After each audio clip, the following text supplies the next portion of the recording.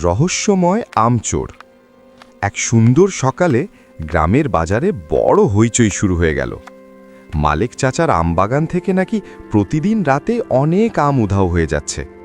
গ্রামের সবাই খুব চিন্তায় পড়ে গেল। কারা এই আম চুরি করছে কেউ বুঝতে পারছিল না।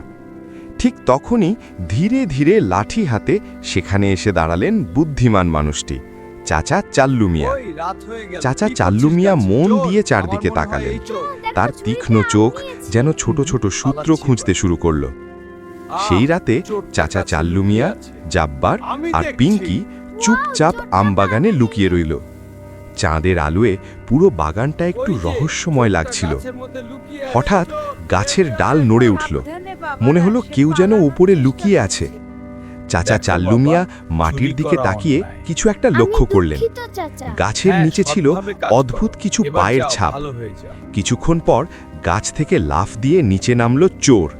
তার হাতে ছিল আম ভরা বড় একটি ঝুড়ি। কিন্তু সে বুঝতেই পারেনি চাচা চাল্লু মিয়া আগেই সেখানে একটি জালের ফাঁদ বসিয়ে রেখেছিলেন। চোর নিচে নামতেই মুহূর্তের মধ্যে সে জালের মধ্যে আটকে গেল।